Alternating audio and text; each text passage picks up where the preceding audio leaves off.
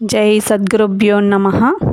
యువ సామ్రాట్, పారలౌకిక విద్యా విశారదుడు, క్షరాక్షర వివేచన విద్యా సంపన్నుడు, పరిపూర్ణ బోధస్థితి పురుషోత్తములు, అభినవ శివరామ దీక్షితులు, శ్రీమద్ రాజాదిరాజ మహారాజ రాజయోగీంద్ర చంద్ర అచల గురు సార్వభౌమ శ్రీ పూర్ణానంద బ్రహ్మానందార్య సద్గురుభ్యో నమో నమః.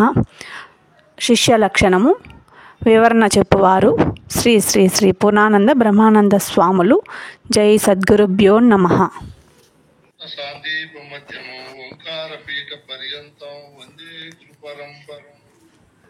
ద్వయాత్మరహిత సిద్ధాంతం పరమ పురుష ప్రబోధక శ్రీ వివేకానంద సుభయార్య సద్గురుభ్యో నమో నమః.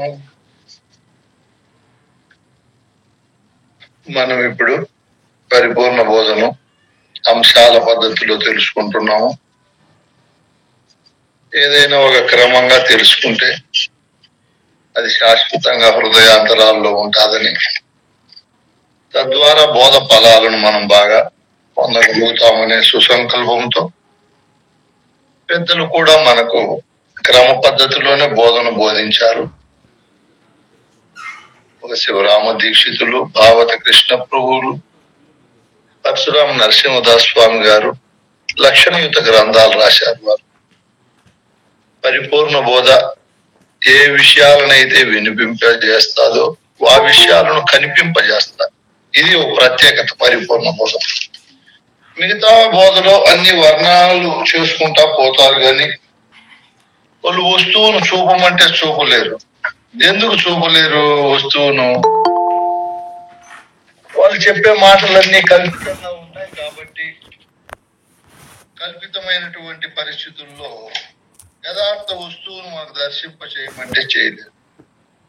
అదే మన పరిపూర్ణ బోధలో అయితే వస్తువును దర్శింపజేస్తారు. వస్తువు ఉంటేనే దాని గురించి మాట్లాడతారు. వస్తువు లేదనుకో కల్పితాన్ని గురించి అచల గురువులు ఎట్టి పరిస్థితుల్లో మాట్లాడరు. ఎందుకంటే మన పెద్దలు తపస్సు చేసి ఉన్నది ఉన్నట్లు విచారించి దాన్ని బాగా దృఢపరుచుకొని తమను ఆశ్రయించిన వారికి ఫలాపేక్ష రహితంగా ఈ బోధ చెప్పారు కాబట్టి దేనికి దానికి ఇది లక్షణయుతంగా ఉంటుంది. ఈ విధానాన్ని మనం అందరము కూడా అర్థం చేసుకొని మనము కూడా దీన్ని ఉన్నది ఉన్నట్టు తెలుసుకొని ధరించడానికి యథార్థ బోధన మనము హృదయస్థానంలో నిలుపుకొని బోధ ఫలితాలను బాగా అనుభవించడానికి అంశాల మాదిరి ఈ బోధన అభ్యాసం చేస్తున్నాం. ఇందులో అంశంగా మనకు అంశాలను మనం చర్చించుకుంటూ ఆ పద్ధతిలో ఆ ప్రవాహంలో ఇప్పుడు శిష్య లక్షణం విచారిస్తున్నాము. మొన్నటి రోజు నేను 1 గంట 15-20 నిమిషాలు సాంప్రదాయ సశిష్యుడు ఎలా ఉండాలి, ఆయన లక్షణాలు ఎలా ఉంటాయి, ఆయన గృహస్థాశ్రమ ధర్మంలో ఉంటూ భుక్తి క్రియలను ఒకవైపు ఎలా చేసుకుంటూ ఒకవైపున ముక్తి క్రియలను ఎలా చేసుకుంటాడు, ఇట్లా భౌతిక సంఘంలో స్థూల శరీరానికి బంధు బాంధవులనే సంఘంలో, సూక్ష్మ శరీరానికి గురు సంఘములో, 2 సంఘాలలో కూడా అనేక లక్షణాలను అలవర్చుకొని తాను ఏమాత్రము మానవ రాక్షస గుణాలను, మానవ దుర్గుణాలను, మానవ పశుగుణాలను, మానవ గుణాలను, మాధవ గుణాలను కూడా కలిగి ఉండకుండా సుజన గుణాలను కలిగి ఆ లక్షణాలన్నీ పుణికిపుచ్చుకొని తాను ఏ విధంగా గురువు దగ్గర ఈ బోధన అభ్యసిస్తాడో విచారించుకుంటున్నాం. అందుకే ఈ పరిపూర్ణ బోధ సృష్టిలోనే అన్నిటికంటే విలువైనది, యథార్థమైనది, ఘనమైనది, ప్రతి మానవుడు తెలుసుకొని ధరించవలసినటువంటిది. ఇంత ఘనమైన బోధను మనం అభ్యసించి మన హృదయంలో పదిలపరుచుకోవాలి అంటే మన పాత్ర కూడా చాలా చక్కగా ఉండాలి. మనం ముందే చెప్పుకున్నాం, ఒక పుట్టలో ఉన్నటువంటి నాగేంద్రుని బయటికి తీసి చంపాలి అంటే సృష్టిలో ఏ జంతువు ఏ పక్షి చంపలేము. ఒక్క నెమలి మాత్రమే దాన్ని బయటికి తీయగలుగుతుంది. ఆ చాతుర్యము, ఆ నేర్పరితనము నెమలికి ఉంటుంది. ఎక్కడో పుట్టలో ఉన్నటువంటి నాగుబామును బయటికి తీసి దాన్ని చంపుతుంది. అంటే ఈ నేననే అహంకారము, దేహము, ప్రపంచం అనే పుట్టలో దాక్కుని ఉంది. దీనికి ఇంకా లోపల పోయే మాటలే చెప్తాయి మిగతా సిద్ధాంతాలు, మతాలు, మత ప్రవక్తలు. కానీ అచల గురు సాంప్రదాయంలో ఉండే అచల గురువు ఈ పుట్టలో ఉన్నటువంటి ఆ పాము వల్ల ఎంత ప్రమాదము, ఆ పాము ఉంటే ఏ విధంగా తనకు శాంతి, నిర్మలము, నిశ్చలము, నిర్వాసన, మౌన స్థితి, సకల భ్రాంతి రహిత స్థితి లభించవో బాగా గుర్తించిన మన పెద్దలు పరిపూర్ణ బోధ అనే ఒక నెమలీదుగా మార్పు చెంది ఈ అహంకారము దాక్కుని ఉన్నటువంటి దేహ ప్రపంచ పుట్టలో నుంచి బయటికి నేర్పరితనంగా తీసి ఈ నేననే అహంకారాన్ని లేకుండా చేస్తుంది పరిపూర్ణ బోధ. ఇంత ఘనమైన ఉజ్వలమైనటువంటి బోధను తెలుసుకుని తరించాలంటే శిష్యుడు చాలా సకల సద్గుణ సంపన్నుడై ఉండాలి, మహాసూక్ష్మ ప్రజ్ఞావంతుడై ఉండాలి. ఒక గురు భక్తి తప్ప ఏ భక్తి చేయకూడదు, శంచల భక్తి ఉండకూడదు. ఈ సృష్టిలో ఒక్క దేవుడు ఉన్నాడు, ఆ దేవుడే నాకు బోధించే గురుదేవుడు, ఆ దేవుడు మినహా రెండవ దేవుడు లేనే లేడని ఏ విధంగా సృష్టికంతా ఒక్క సూర్యుడు, ఒక్క భూమి, ఒక్క జలము, ఒక్క అగ్ని, వాయువు, ఆకాశాలు ఒకటిగా ఉన్నాయో అలాగే గురువే ఈ సృష్టికి ఒకే ఒకడుగా సృష్టిని సృష్టిస్తూ, పోషిస్తూ, లయింపజేస్తూ, విస్తీర్ణ ఆకర్షణలకు ప్రధాన కారకుడై ఉన్నాడని తన హృదయ కమలములో ఎప్పుడూ గురువునే పెట్టుకొని గురువును తప్ప ఇంకొక దాన్ని ధ్యానించకుండా, స్మరించకుండా, భజించకుండా ఉండాలనేది సశిష్యుని లక్షణాలలో ప్రధానమైనటువంటి లక్షణం. దీన్ని మనం నిన్న అన్ని కోణాల్లో విన్నాము. సశిష్యుడు ఎలా ఉండాలి అన్నప్పుడు తన హృదయంలో కుల, శీల, ధన, రూప, యవ్వన, విద్య, రాజ్య, తపో మదాలు లేకుండా రాగము, ద్వేషము, తల్లి, తండ్రి, భార్య, తనయులు, మిత్రులు, ధనము, సహోదరులు, తనువులు, ఇవన్నీ రాగద్వేషాది గుణాలు, ఈ అష్టపాశాలు, అష్టమదాలు, సప్త వ్యసనాలు, మలత్రయాలు, తాపత్రయాలు, ఏషణత్రయాలు, వాసనత్రయాలు, హర్షద్వర్గాలు లేకుండా నిర్మలాంతఃకరణ కలిగి గురువు చెప్పిన ప్రబోధన ఎవరైతే లిఖించుకుంటాడో ఆ శిష్యుడు పూర్ణ ఫలాలు పొందగలుగుతాడు అని మనము నిన్న చక్కగా విన్నాం. అందులో భాగంగానే మనం అనేక విషయాలు చెప్పుకున్నాం. ఏమని చెప్పుకున్నాము? నిజంగా సశిష్యుడు ఎలా ఉంటాడు నాయన అన్నప్పుడు, నన్ను కడతీర్చి నాకు మోక్షాన్ని ఇచ్చే ప్రధాత గురువు అని గురువును సర్వదా పరబ్రహ్మముగా భావిస్తూ స్మరిస్తూ గురుదేవుని నామమును తన హృదయములో ఎప్పుడు స్మరిస్తూ, ముఖ్యంగా గురువు దగ్గర చేరిన తరువాత గురువు చెప్పినటువంటి వాక్యాలను అర్థం చేసుకొని గురువు చెప్పినట్టు ఎన్ని కష్టాలు, నష్టాలు, మానవమానాలు వచ్చినా వాక్యాన్ని మరవకుండా గురువు చెప్పినట్లు నడవాలి మనం. ఇది గురుబోధ అభ్యాసములో, గురువాక్యం ప్రకారం నడవడంలో గురుబోధను అభ్యసించే ప్రధానమైనటువంటి లక్షణం. సశిష్యుడు గురువు ఏం చెప్పితే ఆ మాట ప్రకారమే త్రికరణ శుద్ధిగా భావించి మనం ముందు గురువుకు తనువు, మనస్సు, ప్రాణము, ధనము అన్ని కూడా దారపోషం. అవన్నీ గురువువి. మనం ఎలా అంటే అలా వాడుకోకుండా సశిష్యుడు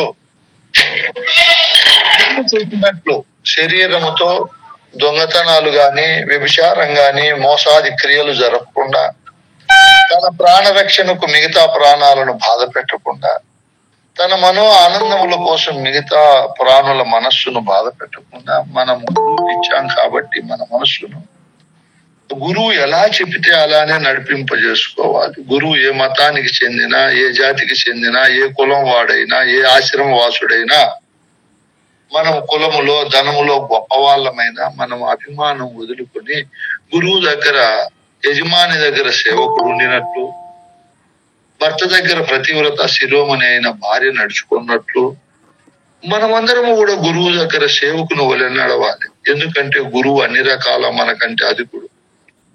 సమస్తమైనటువంటి విద్యా స్వరూపములో గాని, చైతన్య స్వరూపములో గాని, మరియు స్వయం ప్రకాశ స్వరూపములో, మంగళ స్వరూపములో దేనిట్లో అయినా గురువు అనేక ప్రజ్ఞలు కలిగి ఉన్నాడు. కాబట్టి మనము గురువును ఎప్పటికీ హృదయములో గురువాక్యాన్ని మరవకుండా అనహంకార రహితంగా వినయ విధేయతలతో సశిష్యుడు గురుసేవ చేయాలి.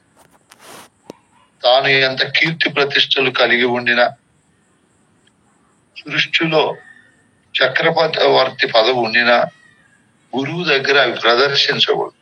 శరణాగతుడై ఉండాలి. ఎందుకు? గురువు మనకు మోక్ష ప్రదాత.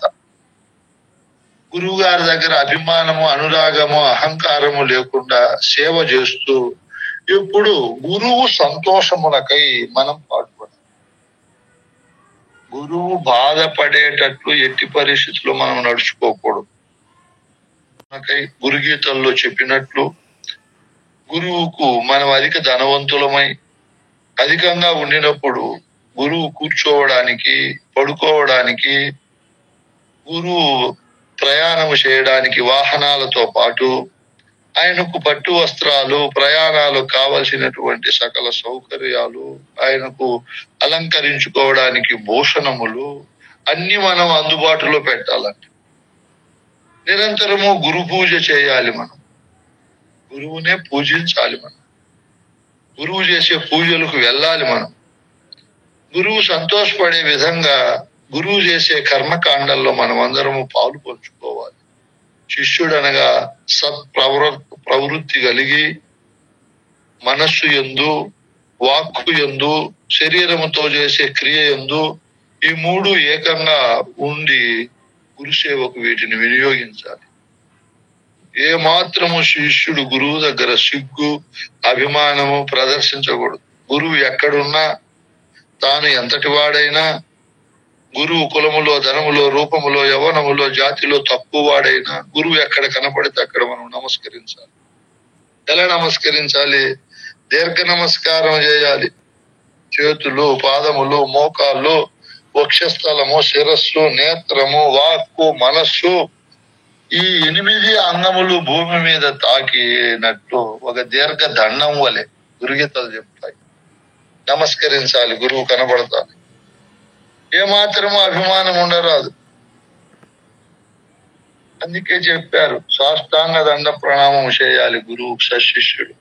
సాధన చత్వారి సంపత్తిను కలిగి పరిపూర్ణుడైన సద్గురుని చేరి 12 సాష్టాంగ దండంబులర్పించి 12 సార్లు నమస్కరించాలి. గురువుకు ఓ ప్రదక్షిణ చేసి ఒకసారి నమస్కరించాలి. దీర్ఘదండం అట్లా 12 సార్లు చేయమంటాడు పరశురామ నరసింహదాస్ స్వామి గారు.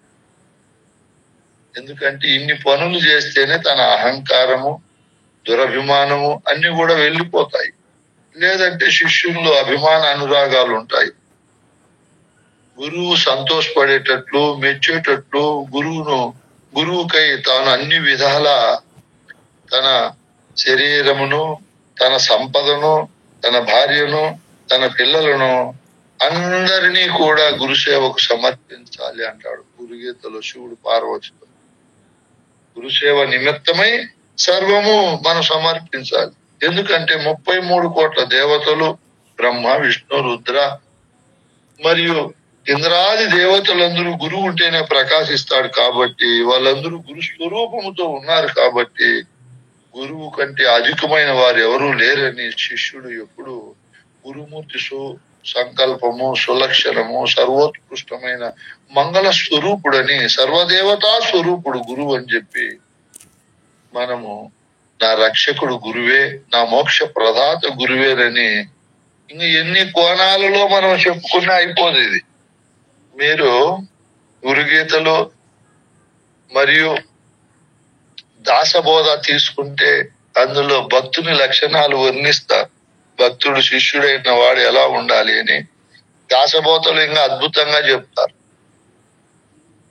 ఆయన శిష్యుడైన వాడు ఎప్పుడు గురువును తనను గురించి స్మరించేట్టుగా చేసుకోవాలంట. వివేకానందుడు, రామకృష్ణ పరమహంస ఎప్పుడు తనను గురించి స్మరించేట్టుగా చేసుకున్నాడు.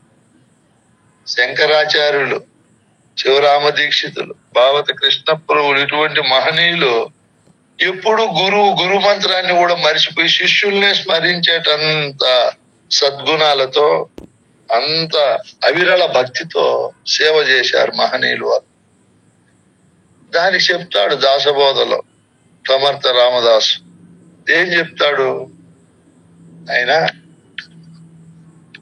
శిష్యుడైన వాడు గురువు ఎప్పుడు తనను అనుకునే విధంగా అన్ని నేనే కావాలి గురువుకు. ఆయన ధరించే వస్త్రము, ఆయన ప్రయాణానికి వెళ్ళినప్పుడు తీసుకునే బ్యాగు, ఆయన వేసుకునే పాదరక్షకులు, ఆయన వాడే గొడుగు, ఆయన వాడే ప్లేటు, ఆయన వాడే మంచము అన్ని కూడా నేనే అయితే ఎంత బాగుండు అని అనుకుంటాడంట సశిష్యుడు. అన్ని అవే ఆయన శిష్యుడు అయినప్పుడు శిష్యుడిని ఎప్పుడు అనుకుంటాడు గురువు. అట్ట గురువు దగ్గర ఏమాత్రము తన అహంకారాన్ని ప్రదర్శించకుండా గురువు సర్వలోక రక్షకుడు, మంగళ స్వరూపుడు, నన్ను కాపాడే దేవుడు అనుకుంటూ విశాలమైన భావన అయిపోవాలి శిష్యుని హృదయములు, సశిష్యుని హృదయం. చెప్పాడు కదా, మన్నాథ శ్రీ జగన్నాథ, నాకు నాథుడైన గురువే ఈ సృష్టికంతా నాథుడు. నా స్వరూపం ఏదైతే ఉందో అన్ని జీవుల్లో ఆ స్వరూపంగానే గురువు ఉన్నాడు. మన్నాథ శ్రీ జగన్నాథ, మద్గురు శ్రీ జగద్గురు, మమాత్మ సర్వభూతాత్మ అని చెప్పి ఎప్పుడు ఈ భావము ఎడతెరపకుండా ఉండాలంట శిష్యుని యొక్క హృదయాంతరాలు. ఎందుకంటే ధ్యానము సిద్ధించాలన్నా, మంత్రము సిద్ధించాలన్నా, ముక్తి కలగలన్నా, తాను చేసినటువంటి పూజ ఫలించాలన్నా గురువే మనకు రక్షకుడు, గురువే వీటన్నింటికి ప్రధాన కర్తకుడు అని చెప్పి మనం ఎవరు సృష్టిలో తరించిన గురువు వల్లే తరించారు. నేను మీకు ఎక్కువ చెప్పనవసరం లేదు, మీరే అర్థం చేసుకోండి.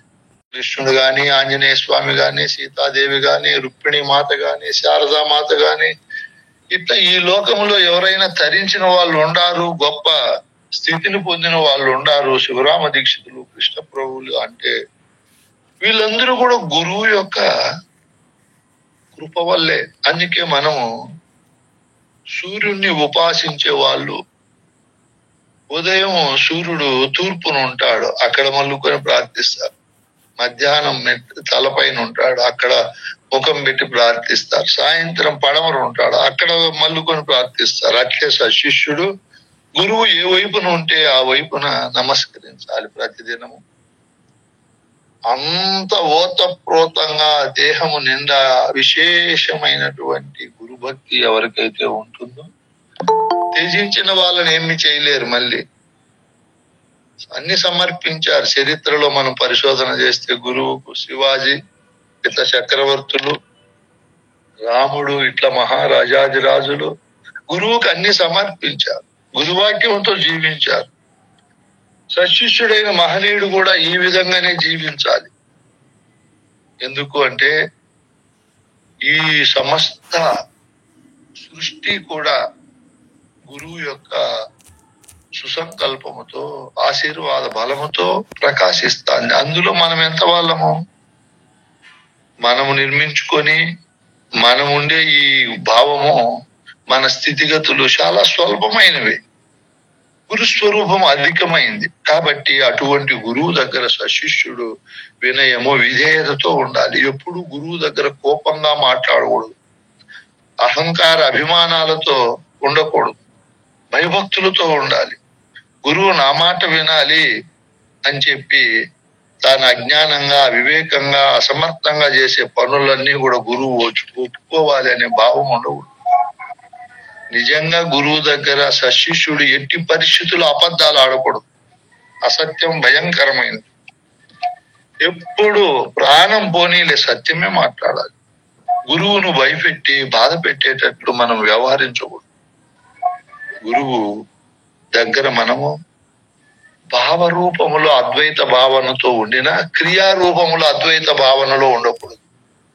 బోధించే గురువు వినే శిష్య స్థానంలో ఉండేది ఆ వస్తువు రెండు ఒక్కటైనప్పుడు మనం భేదమేముంది అని క్రియారూపములో గురువు కూర్చునేటట్లు సమానంగా మనము కూర్చోవడము, గురువు వెంట నడవడము, గురువు కంటే గొప్పగా అలంకరించుకోవడము, గురువు దగ్గర భూషణాలు వాహనాలలో తిరగడము, కాళ్ళు దాల్చుకొని కూర్చోవడము, గురువు కంటే ముందే భుజించడము, గురువు నీడను కూడా మనము తాకూడదు.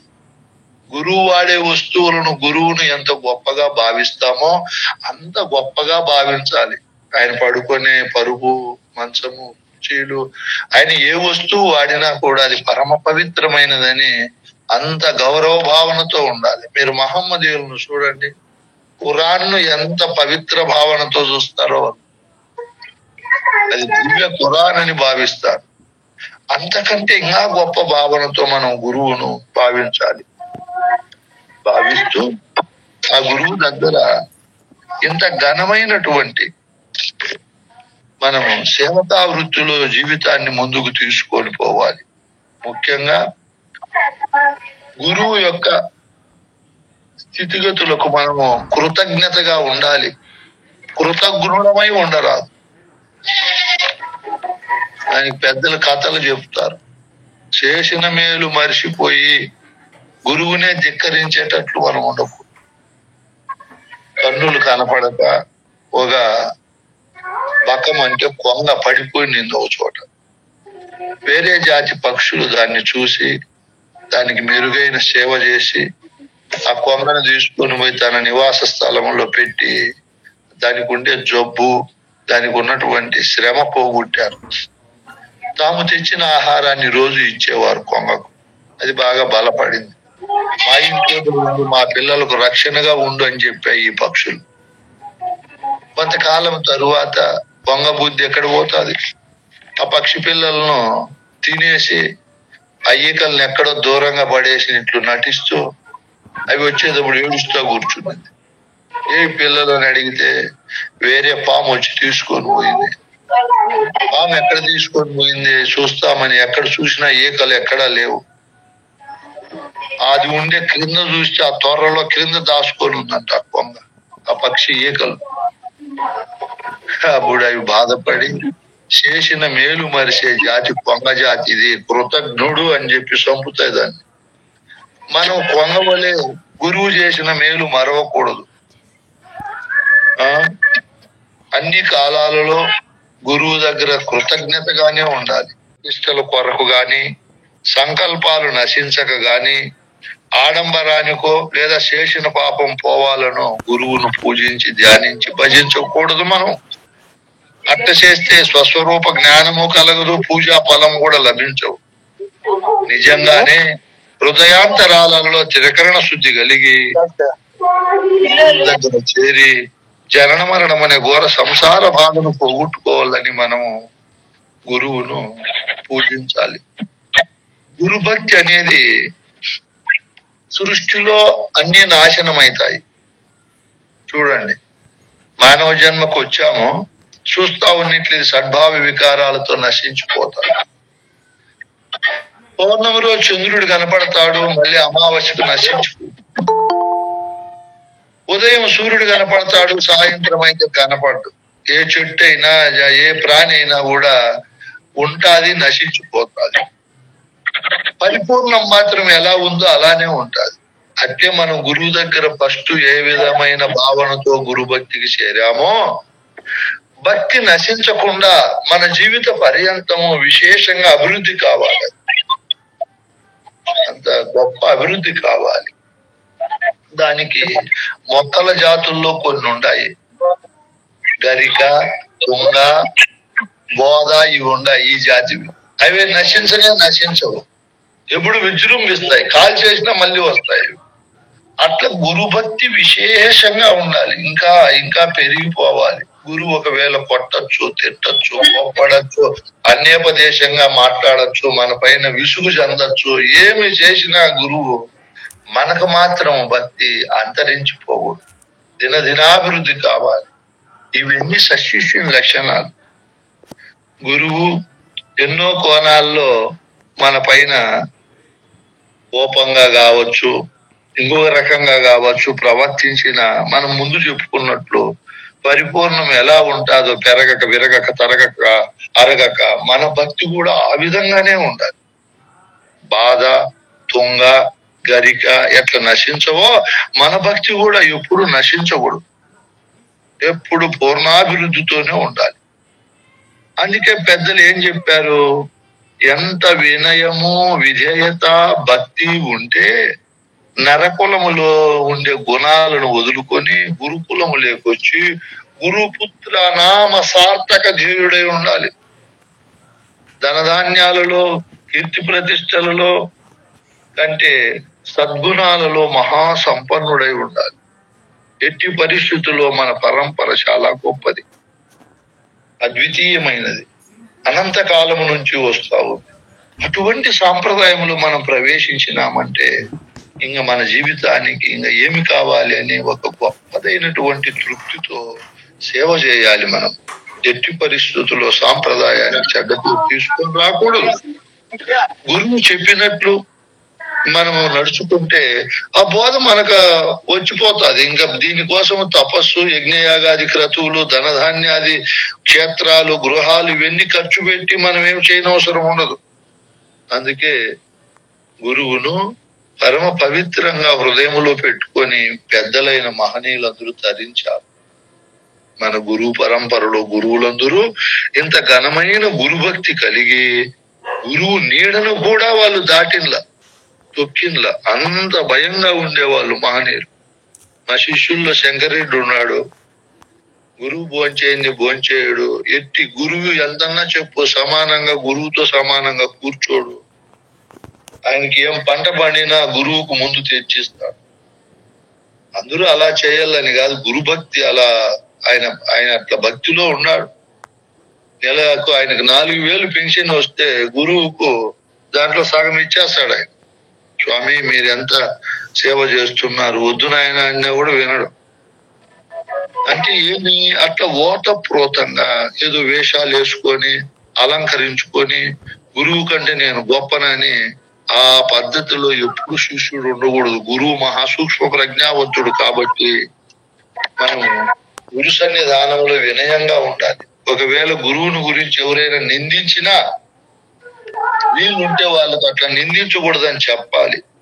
గురువు దగ్గర చేరి గురుబోధ తెలుసుకొని గురువునే తప్పుపడితే వాళ్ళ నాలుగునే కోసేయమని చెప్తాది గురుగీత, లేకుండా ధర్మేయమంటారు.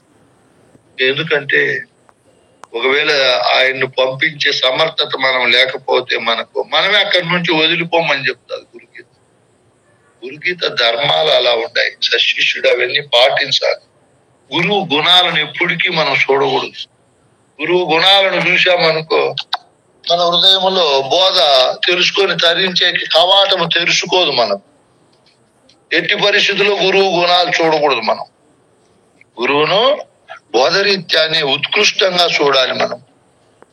అందుకే ఈ ఎరుక సామాన్యమైంది కాదు, అసామాన్యమైంది. ఇందులో ఎన్నో రకాల భావాలు, ఎన్నో రకాల ఆలోచనలు, ఎన్నో రకాలైనటువంటి సంశయాలు పుడుతూనే ఉంటాయి. ఇవన్నీ పుట్టకుండా పోవాలి అంటే గురువు చెప్పిన బోధను శ్రద్ధగా వినాలి. దాన్ని గురువు చెప్పేది నిలబెట్టిన తరువాత చదవాలి, లేదా వ్రాయాలి, లేదా ఇతరులకు చెప్పాలి. ఈ 4 పనుల్లో ఏదో ఒకటి మనం చేస్తూ ఉంటేనే సశిష్యుడు ప్రపంచ విషయ లంపట నుంచి బయటపడి పారమార్థిక విషయ గ్రహణలో అద్భుతమైన ఫలితాన్ని సాధిస్తాడు. అందుకే ఎన్ని కష్ట నష్టాలు వచ్చినా గురువు చెప్పిన మంత్రాన్ని మరవకూడదు, గురువును మరవకూడదు. గురువు మంత్రాన్ని మరిచినాడు అనుకో సశిష్యుడు రౌరవాది నరకం అనుభవిస్తాడు. గురువునే త్యాగం చేసినాడు అనుకో, గురువునే వదులుకున్నాడు అనుకో, ఇంకా భయంకరమైనటువంటి దరిద్రాన్ని, కష్టాలను, రోగాలను అనుభవిస్తాడు. అందుకే ఎట్టి పరిస్థితుల్లో మనము ఈ సశిష్యుడైన వాడు గురుమంత్రాన్ని, గురువును మరవకుండా వదలకుండా మన సాంప్రదాయ గ్రంథాలు ఉన్నాయి కదా, దీక్షితేమో కందార్థాలు, కంద పద్యాలు, భద్రాద్రి రామశతకము, ఇటువంటివి మొదటి నుంచి చివరి వరకు సంపూర్ణంగా గురుముఖేన వినాలి. ఇది సశిష్యుని ఉండవలసిన లక్షణాలలో ప్రధానమైనది. మిగతా వాటికంటే గొప్ప ప్రధాన మొట్టమొదట ఉండవలసిన లక్షణం ఇది. ఎందుకంటే ఒక రామాయణం గురించి మనకు పూర్తిగా తెలియాలి అంటే ఇందులో బాలకాండ, కిష్కింధకాండ, యుద్ధకాండ 2, 3 నేర్చుకుంటే రామాయణం అంతా తెలియబడదు. 12 కాండాలు ప్రారంభం నుంచి చివరి వరకు విని చదివితే అప్పుడు తెలియబడతారు. అలాగే భారతము గాని, భాగవతము గాని ఏదైనా సరే. అలాగే ఇక్కడ గురు సన్నిధానంలో పరిపూర్ణ బోధ సంపూర్ణంగా మనకు తెలియబడాలి అంటే ప్రతి శిష్యుడు తప్పకుండా మన సాంప్రదాయ గ్రంథాలను ప్రారంభం నుంచి చివరి వరకు గురుముఖేన వినాలి, చదవాలి, అందులో ఉండే సారాంశాన్ని గ్రహించాలి. అప్పుడే పరిపూర్ణ బోధలో ఉండే మర్మధర్మాలు మనకు తెలియబడతాయి. అందుకే విననేర్చాలి, చెప్పనేర్చాలి అంటారు పెద్దలు. నువ్వు ఎప్పుడైతే గురువు దగ్గర ఈ సాంప్రదాయ ప్రబోధ ప్రారంభం నుంచి చివరి వరకు పలుమార్లు విని తెలుసుకొని ధరించి విచారిస్తావో అప్పుడు గురువుకు ఏ బుద్ధి అయితే ఉందో మనకు ఆ బుద్ధి కలుగుతుంది. లేకపోతే గురు బుద్ధికి మనం సరిపడాలంటే ఆ ప్రారంభం నుంచి ఇప్పటి వరకు మనం అది ఖచ్చితంగా చేయాలి. మనం ముందే చెప్పుకున్నాం. ఇంకా ఎన్ని చెప్పినా ఇవన్నీ మీరంతా విఘ్నులు, మహాసూక్ష్మ ప్రజ్ఞావంతులు, శిష్య లక్షణాలు ఇవన్నీ కూడా ఉన్నాయి. ఇన్ని లక్షణాలు ఉండినప్పుడు మొత్తం మీద శిష్యుడు గురువు తనను అన్ని విధాలుగా మెచ్చుకునేటట్లు నడవాలి. ఆయన గురు సన్నిధానములో ఏ కొరత లేకుండా ఈ బోధ అంతా వినాలి. అందుకే మనము శిష్యుడు అయిన వాడు మొదటే సమర్థుడైన గురువుని ఎన్నుకోవాలి. సాంప్రదాయ గురువుని ఎన్నుకోకపోతే తన జీవితం అంతా కూడా వృధా అయిపోతాడు. అందుకే అశరీరుడు, అనహంకారుడు అయిన గురువును బాగా వెతికి బాగా ఆలోచన చేసి గురువును చేరమని చెప్తారు పెద్దలు. ఏ గురువునంటే ఆ గురువును చేరినామనుకో బోధ స్థితి దృఢం కాదు, బోధన మనం పట్టలేము, బోధన సంపూర్ణంగా మనం విచారించలేము. అందుకే శిష్యుడైన వాడు గురువు దగ్గర మనము గురువు మెచ్చుకునేటట్లు నడవాలి అంటే 5 న్యాయాలు పాటించమన్నాడు. 5 న్యాయాలు పాటించాలి. అవి మర్కట కిషోర న్యాయం పాటించాలి శిష్యుడు, సశిష్యుడు. మర్కటం అంటే కోతి. కోతి తన పిల్లను ప్రసవించిన తరువాత మనం ఎప్పుడు చెట్ల పైన తిరిగే వాళ్ళము. మన జాతి స్వభావం అటువంటిది. ఓ బిడ్డ, నీకు స్వశక్తితో బ్రతికి ఆహారాన్ని సంపాదించుకునే వరకు ఇదిగో నా పొట్టని ఈ విధంగా నువ్వు పట్టుకుని ఉందని చెప్పి ఒకసారి పట్టి చూపిస్తాను. మనం గురువు దగ్గర చేరాము.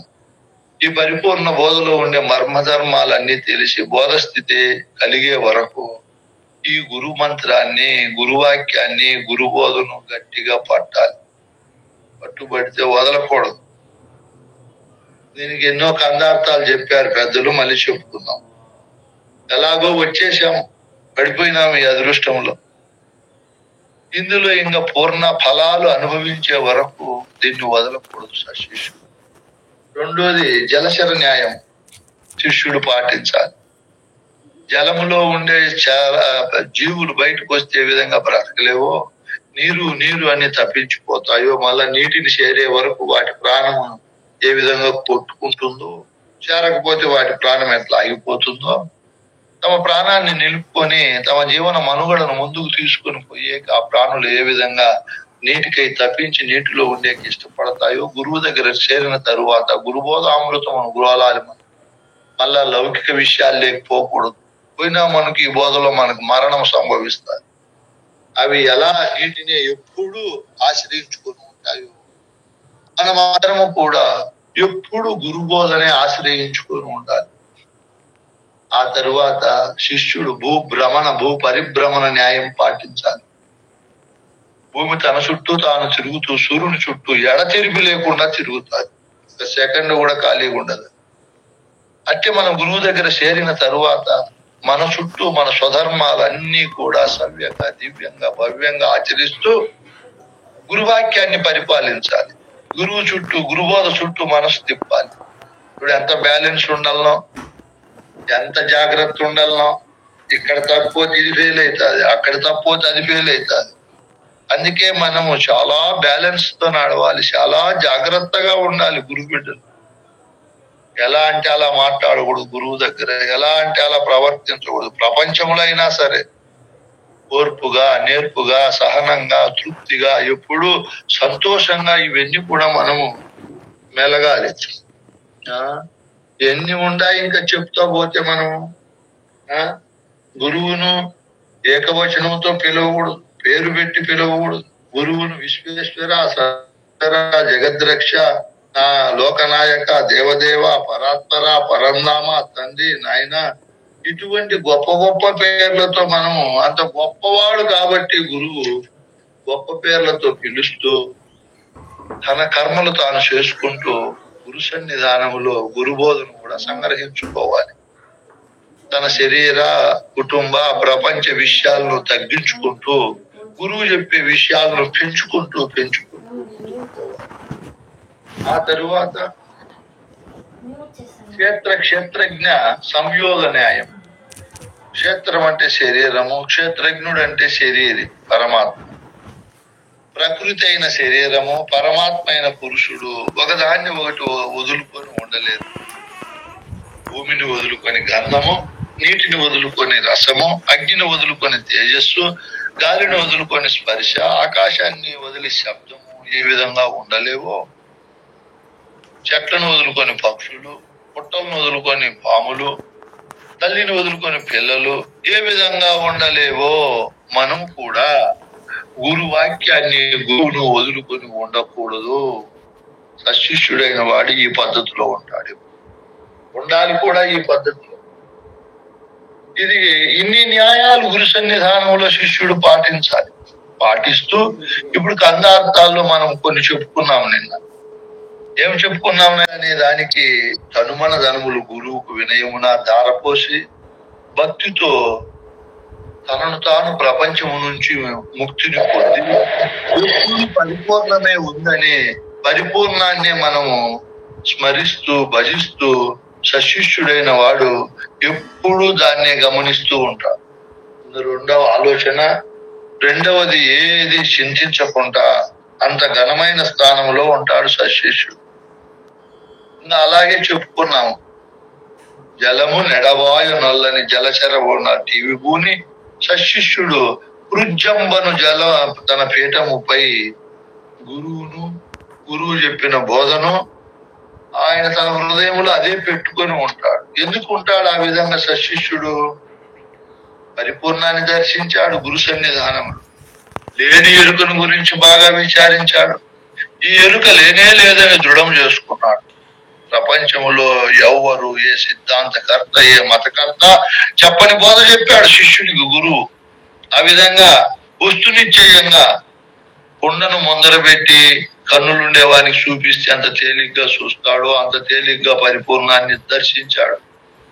అనేక సందేహాలతో, సంశయాలతో, అనేక రకాల ఊహలతో, అనేక రకాల భావాలతో ఎప్పుడూ చలనము లేకుండా ఉండే ఎరుక భ్రమలను, భ్రాంతులను క్షణములో తీసేశాడు గురువు. ఇంత మేలు చేసిన గురువును శిష్యుడైన మహనీయుడు ఎలా మరుస్తాడు?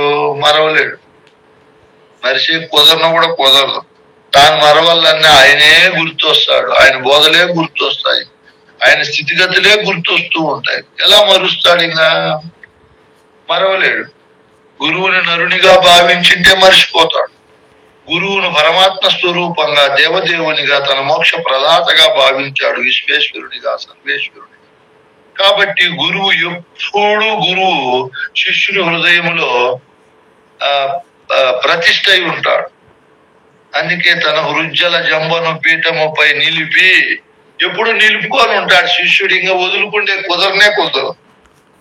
ఒక సిగరెట్ తాగేవాడు, ఒక మందు తాగేవాడు, వాటిని ఎట్లా వదులుకోకుండా బానిసై ఉంటాడో, ఈ శిష్యుడు కూడా గురువు దగ్గర ఇంత పరమ పవిత్రమైన పరమోత్కృష్టమైన పరిపూర్ణ బోధన తెలుసుకుని ఉంటాడు. కాబట్టి తన హృదయ జాలములో ఇంకా శిష్యుడు ఎప్పుడు గురువాక్యాన్ని వదిలి ఉండలేడు. ఎప్పుడు అవే తలుస్తూ ఉంటాడు. నా గురువు ఇలా చెప్పాడు, ఇలా ఉండేవాడు, ఇలా నన్ను పాటించమనేవాడు, ఇదిగో నాకు ఇలా చెప్పాడు అలా చెప్పాడని కలకాలము ఈ రీతి గడుపుచు ఎప్పుడు గురువాక్యాలు, గురువుతో చేసిన సాంగత్య విశేషాలను విమర్శించుకుంటూ ఏ ప్రొద్దు ఉదయం నిద్ర లేచింది మొదలు మరి నిద్రపోయే వరకు గురువును స్మరిస్తూ నాకు ఈ బోధకు ఆయనే తల్లి, తండ్రి, త్వర, దాత, దైవమనుచు గురువునే కొలుస్తూ ఉంటాడు శిష్యుడు. కొలవాలి కూడా తప్పదు. ఇంకా చేసిన మేలు ఎవరు మర్చిపోతారు? ఎవరు మరవలేరు. తదూక్తులనే తలుసు నమ్మి తలుసుకుంటూ ఉంటాడు. ఎందుకు?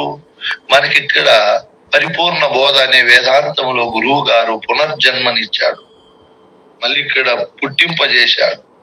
అక్కడ పుట్టేది మామూలే, నరకులములో కోటాను కోట్ల మంది పుట్టారు, ఉంటారు, మళ్ళీ వెళ్ళిపోతారు. గురుకులములో పుట్టాలి కదా. ఇప్పుడు మనం ఎంత అదృష్టవంతులము. ఇక్కడ జన్మకు ప్రధాన కారకుడి గురువు తండ్రి అవతారం ఎత్తాడు, మళ్ళీ తల్లి అవతారం ఎత్తి ఈ బోధ అంతా బోధిస్తున్నాడు. ఈ బోధకు కావలసిన రక్షణ కలిగిస్తాడు. ఈ బోధ నేర్చుకునేకి, ఈ బోధలో మన యొక్క వికాసం వికసించేకి, తల్లి పిల్లవాడు వికసించేకి ఎంత గొప్ప సేవ చేస్తుందో గురువు అంత గొప్ప సేవ చేస్తాడు. ఈ మాటలు ఊరికేని చెప్పారు ఆ గురువులో? బుద్ధుబాగా చెప్పిండ్లా నాయన. ఆయన అన్ని అనుభవించాడు కృష్ణ ప్రభువు. గురువు దగ్గర ఈ బీజం ఎలా వేయించుకునేది? గురువు తల్లి వలె ఈ బోధన అంతా తన ఆరోగ్యం బాగుండినా బాగలేకపోయినా, పని ఉండినా ఉండకపోయినా శిష్యుని కోసమై తన సమయాన్ని హెచ్చించి తల్లి తన సుఖాన్ని, తన ఆనందాన్ని, తన భాగ్యాలను అన్ని కూడా వదులుకొని పిల్లల సంరక్షణ ఎలా చేస్తుందో గురువు గారు కూడా మన సంరక్షణ అలా చేస్తారు. తాపత్రయపడతాడు. మనం బోధన తెలుసుకొని తరించి తాను అనుభవించే స్థితిని తన శిష్యుడు అనుభవించాలని సంకల్పం చేస్తాడు. తల్లి కంటే ఎక్కువ కష్టపడతాడు. జ్వరాన్ని ఏ విధంగా తన దగ్గర ఉండే వాళ్లకు సంరక్షణ చేసి పూర్ణ పురోభివృద్ధి కారకుడు అవుతాడు. జ్వరాలంటే దేశాన్ని పరిపాలించే వాళ్ళు తమ దగ్గర తమ రాజ్యంలో ఉండే పౌరుల యోగక్షేమాలను ఎలా కాంక్షించి వాళ్ళ కోసం శత్రురాజులను సంపుతూ లేదా వాళ్ళ చేతులు తను సావడానికైనా సిద్ధపడతాడు. గురువు గారు కూడా తన గురుకుల వాసంలో శిష్యుడు చేరాడని చెప్పి త్వరగా సంరక్షిస్తాడు. తాతగా అన్ని మనకు అందిస్తాడు. మన ఇంటి దేవుడు ఏ విధంగా దైవమును అని మనం కొలిసి దేవుడు ఇవన్నీ ఇచ్చాడు అంటాము, అట్లా దేవునిగా దైవంగా గురువు గారు అన్ని దాతగా మనకిస్తాడు. ఇవన్నీ శిష్యుడు తన హృదయంలో గురువును మరవకుండా గురుభక్తిని ఇంకా పెంచి పోషించుకోవడానికి ఇన్ని కోణాలైనా తెచ్చుతాడు. సశిష్యుడైన వాడు ఇంకా ఎలా ఉంటాడు?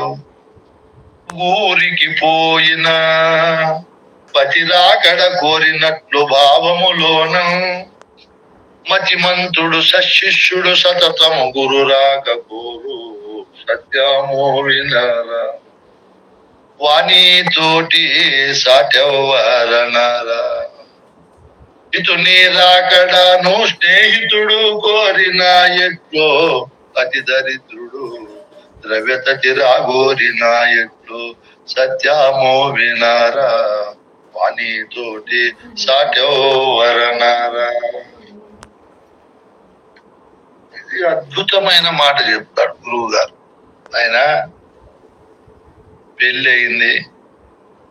ఆ అమ్మాయి తన భర్తను దేవదేవునిగా, తన రక్షకునిగా, తనకన్నీ ఇచ్చే భోక్తగా భావించి ఎప్పుడూ భర్తనే హృదయంలో ఉంచుకొని స్మరించే స్థితిలో ఉన్నది ఆయన. ఒకరోజు భర్త నేను బయట ఊరికి పోయి వస్తాను అని చెప్పాడు. 6 గంటలకు వస్తా సాయంత్రం పని చూసుకొని. సెల్ ఫోన్లు లేవు ఆ రోజుల్లో. 6 గంటలకు రాలా, 7 గంటలకు రాలా, 10 గంటలకు కూడా రాలా. ఇంకెప్పుడు వస్తాడు నా భర్త, ఇంకెప్పుడు వస్తాడని ఆమె తిండి తినదు, నిద్రపోదు, భావంలో ఇంకా ఏమీ ఉంచుకోదు. భర్త రాకడ కోరుకుంటూ ఉంటుంది భావములో. అట్లే శిష్యుడు, బుద్ధిమంతుడైన శిష్యుడు స్త్రీ స్వరూపంలో ఉన్నాడు. ఆ స్త్రీని భర్త ఎలా రక్షించి పోషించి ఆమెకు కావలసినవన్నీ సమకూర్చి ఆమె యొక్క స్థితిగతులు మెరుగుకై భర్త ఎంత తాపత్రయపడతాడో, భర్త ఉంటేనే ఆమె ఏ విధంగా సుమంగలిగా ఉండి ఇంకా నాకు రక్షకుడు ఉన్నాడని ధైర్యంగా ఉంటుందో, మనం అందరము ఇప్పుడు స్త్రీల వంటి వాళ్ళం. బోధ తెలియనప్పుడు మనం అందరము స్త్రీల వంటి వాళ్ళం. మనల్ని రక్షించేది, మనల్ని కాపాడేది, మనకు జీవితానికి పారమార్థిక రాజా మార్గాన్ని ఏర్పరిచేది బోధ అనేది. ఇది భర్త వంటిది. మనం అక్కడ స్త్రీలను ఉపమానంగా చెప్పాడు, ఇక్కడ అందరూ శరీరమే నేను అనుకోని ఉండే వాళ్ళందరూ స్త్రీలతో సమానమే. వాళ్ళకు పురుషుడైన భర్త కావాలి. బోధే పురుషుడైన భర్త. జీవితానికి పరమార్థాన్ని ఇచ్చి, ధైర్యాన్ని ఇచ్చి, ముక్తిని, సద్యోజాత ముక్తిని ప్రసాదించేది బోధ అనే భర్త. ఈ బోధ రాకడ కోసం ఎదురు చూడాలి మనం. ఎప్పుడెప్పుడు ఈ బోధ వస్తుంది, ఎప్పుడెప్పుడు తెలుసుకోవాలి. జీవితం చూస్తే రోజు సమయం అయిపోతా ఉంది, కాలిపోతా ఉంది, దేహం అంటే దహించిపోతా ఉంది అని గురు రాక కోరాలి మనం. ఎప్పుడు చెప్తాడు బోధ? ఇంకా నేను ఎంత తెలుసుకునేది ఉంది. మీకు ఇప్పుడు అర్థమైతా అంటది. ముందు ఏదో గురువు 4 మాటలు చెప్పి ఉపదేశం ఇచ్చి ఆ మంత్రము అందుకు ఇది ఇట్లుండదని 2 కందార్థాలు చెప్పింటి ఇదే బోధ అనుకుంటా అంటారు మీరు. ఇప్పుడు అర్థమై మీ కవాటం ఇప్పుడు తెరుచుకుంటా ఉంటారు. ఇప్పుడే మీరు బోధ వినేక అధికారులు, బోధ చెప్పే కాదు. చాలు మూల లేకుండా ఎవడైనా చెప్తాడు ఎన్ని గంటలైనా, అట్లా కాదు. ఒక క్రమం ఉండాలి. ఇప్పుడు మీ కవాటాలు తెరుచుకుంటున్నాయి.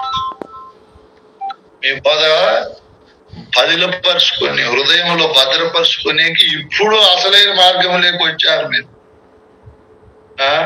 ఇప్పుడు నిజమైనటువంటి బోధ అనే పతిరాకడకు సతి ఎదురు చూసినట్లు ఎదురు చూసి ఈ పతి అనే బోధను మనం భద్రపరుచుకోవాలి. ఇంకా ఉపమానాలు చెప్తున్నాడు. హితుని రాకడానో స్నేహితుడు కోరిన ఎట్లో.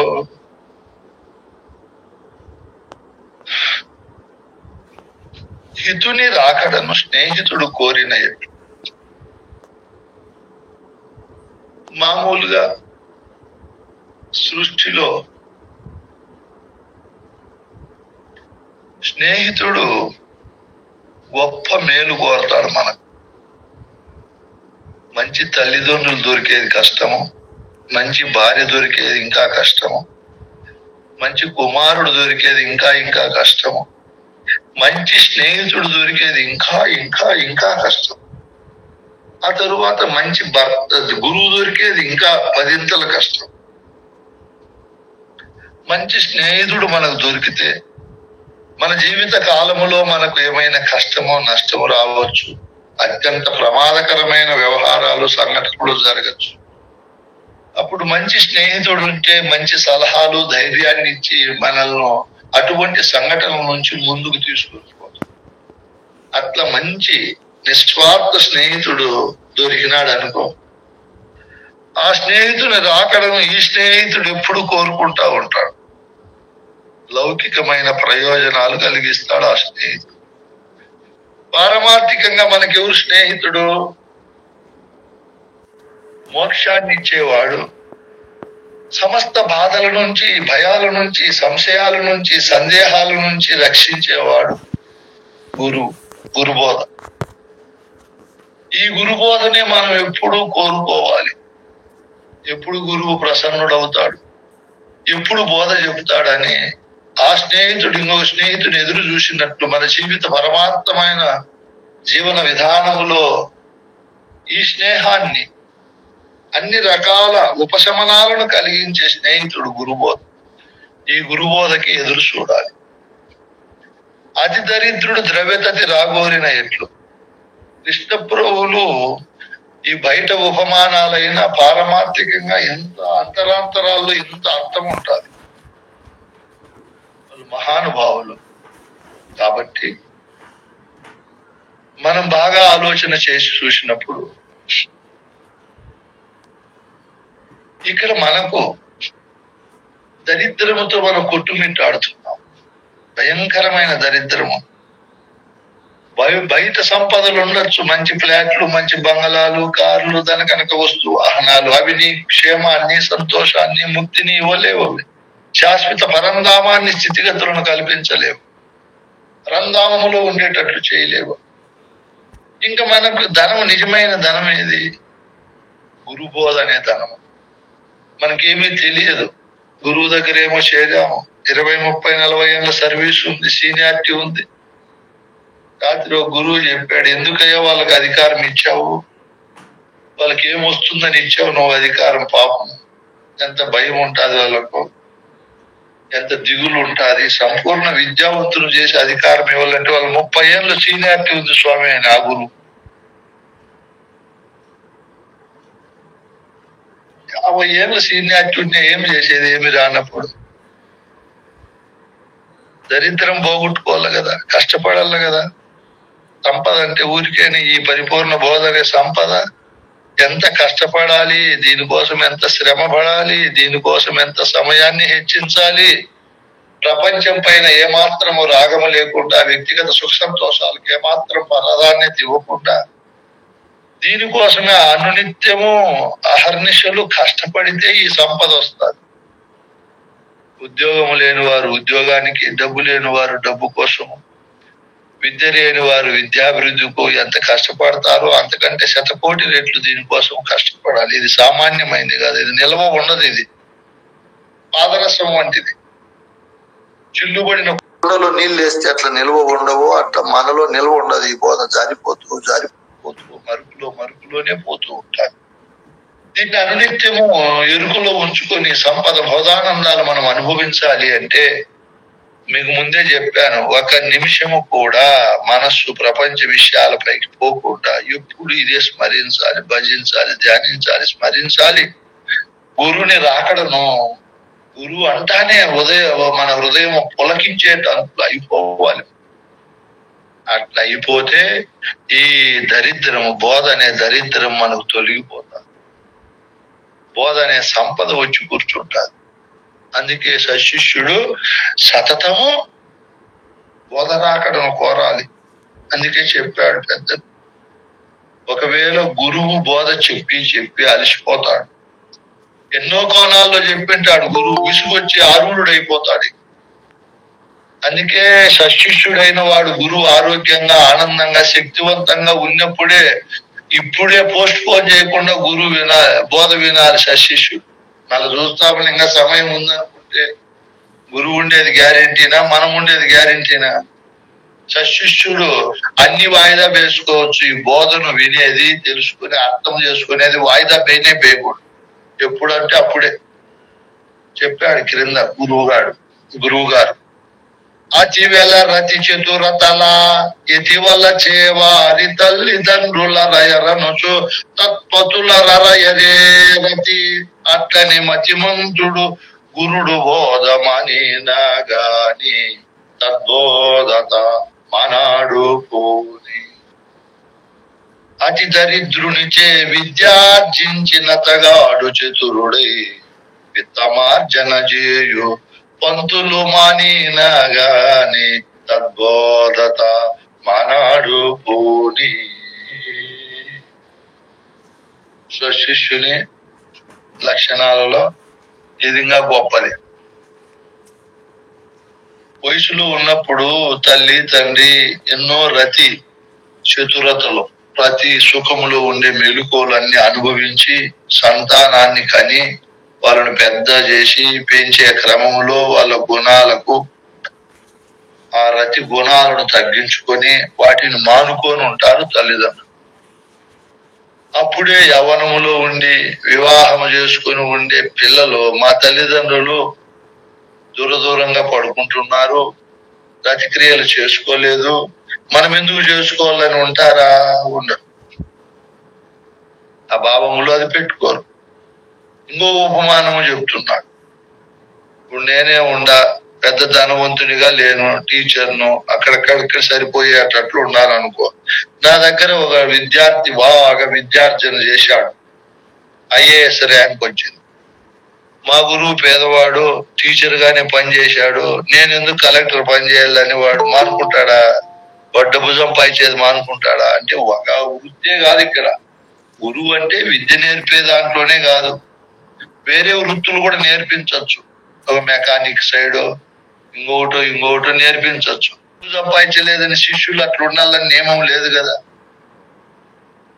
అట్లే రెండు ఉపమానాలు ఇప్పుడు ఉపమేయానికి చెప్తున్నాడు. సశిష్యుడైన వాడు గురువు ఒకవేళ మానుకోవచ్చు, పూజలకు పోయేదో లేదా పూజలు చేసేదో లేదా బోధ చెప్పేదో ఇంకోటి నిర్మల హృదయాంతఃకరణ కలిగి ఆ అభ్యాసాతీతుడై ఆరుడాతీతుడై నిర్మలాంతఃకరణతో నిలిచిపోవచ్చు. మా గురువు అట్లా నిలిచిపోయినాడని మనం నిలిచిపోకూడదు. మా గురువు పూజలు చేయలేదు కదా, మా గురువు బోధ చెప్పేకి బ్రహ్మ విద్యని పరిపూర్ణ బోధను పరిపాలించేకి దేశాటన చేయలేదు కదా, మనం ఎందుకు చేయాలి? ఆయన అనుష్ఠానం చేయలేదు, ఆయన పెద్దగా మర్చిపోయినాడు పద్యాలు పాటలు తత్వాలు, మనం అలా అయిపోదాంలేని అనుకోకూడదు శిష్యుడు. ఒకవేళ గురువు కొన్నే మనకు నేర్పించి బోధలో సంపూర్ణంగా వికాసం లేకపోయినా మనము ఇంకా తక్కువ లేకపోకూడదు. మన గురువుకు పత్తే వచ్చింది, పావులా భాగమే, మనం రూపాయి నేర్చుకోవాలి, చతురుతుడై ఉండాలి. ఈ పరిపూర్ణ బోధ అనే విత్తాన్ని, ఈ ధనాన్ని బాగా ఆర్జన చేయాలి. మా గురువు తక్కువ చేసినాడని మనము తక్కువ చేయకూడదు. మీరు మా బోటోళ్ళను పరిగణలోకి తీసుకోవాలి, తీసుకొని గురువు కంటే మించిపోవాలి. అప్పుడు సశిష్యుడు పూర్ణ విద్యా ఫలాలు పొందగలుగుతాడు. అందుకే సశిష్యుడైన వానికి ఇవన్నీ చెప్తున్నాడు కృష్ణ ప్రభువులు ఎలా ఉండాలి అని. దుర్జనులైన శిష్యుల గురించి కూడా గురువు చెప్తాడు. మనకు అది సబ్జెక్టు లేదు కాబట్టి సశిష్యుడైన వాడు ఎప్పుడుదో ఈ పద్ధతుల్లో ఉండాలి. గురుబోధ అంతా తెలుసుకునే వరకు సశిష్యుడైన వాడు సేవ చేసి, గురుబోధ అయిపోయిన తరువాత ఇంకా ఆ గురువు దగ్గరికి వెళ్ళేది, పూజ చేసేది, గౌరవించేది లేకుండా చేయకూడదు. అది సశిష్య లక్షణం కాదు అని కృష్ణ ప్రభువులు చెప్తున్నారు. ఇంకా గురువు ఏదో కర్మకాండ చేసుకొని జీవనయానం చేస్తూ ఉంటే శిష్యుడైన వాడు ఏ కర్మలు చేయకుండా గురువు ఆజ్ఞ ఇవ్వనిది గురువు అయ్యి తన శిష్యులు అబ్బా అని కొలిసేటట్లు కపటము, మోసము నటిస్తూ కేవలం డబ్బు కోసము ఈ శిష్య లోకాన్ని భ్రమింపజేసేటట్లు నేను మా గురువుకు అలా శుశ్రూషలు చేశాను, ఇలా చేశాను, ఎంతో ఖర్చు పెట్టాను, ఎన్నెన్నో అని అద్భుతాలు చెప్పి శిష్యుల యొక్క మనస్సును మోసము చేసి తన స్వార్థానికి వాడుకునేటట్లు కుయుక్తులు చేయకూడదు. అది సశిష్యుని లక్షణం కాదు. నువ్వు ఎంత స్థాయిలో ఉండినా, గురువు ఇంకా ధనకనక వస్తు వాహనాల స్థాయిలో ఉండినా మనం బోధన ఉచితంగా వినకూడదు.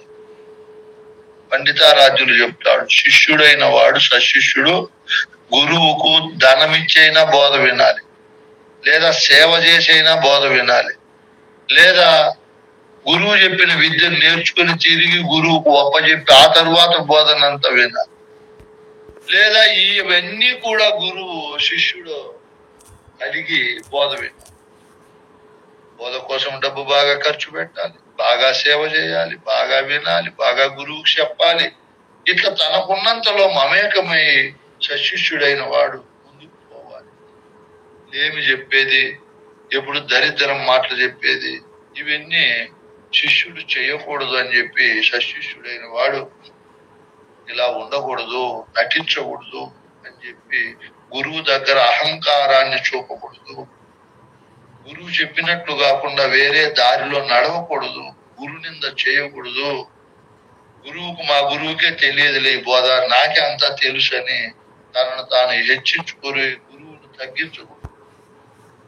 నాకేం చెప్పినాడు మా గురువు, నేనే అంత పుస్తకాలు చదువుకుని అక్కడక్కడ పోయి గురువుల దగ్గర నేర్చుకున్నానని ఇవన్నీ ఎన్నో ఉన్నాయి సశిష్యుని లక్షణాలు కానివి. ఇవన్నీ ఇట్లా ఉండకుండా ఇప్పుడు అసలైన లక్షణం చెప్తాడు.